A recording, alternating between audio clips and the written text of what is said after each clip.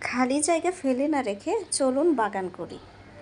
এমন অনেক সবজি আছে যে সবজি আপনারা অল্প স্বল্প জায়গাতেও রোপণ করতে পারেন।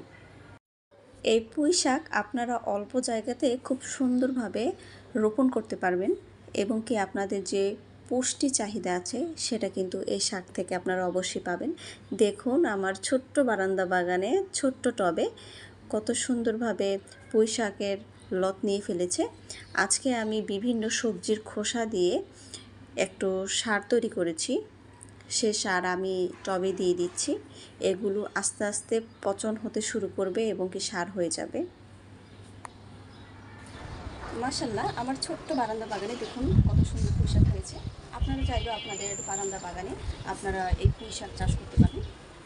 আসলে চাষ করার জন্য মন মানসিকতা থাকতে হয় যে আপনি চাষ করবেন আর ইনশাল্লাহ চাষ করে সফলতা পাবেন।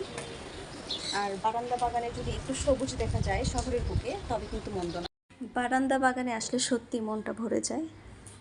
আসলে শহরে থেকে সবুজ দেখার জন্য কতটা হাপিত্যেশ করি, এগুলো দেখলে আসলে মনটা ভালো হয়ে যায়।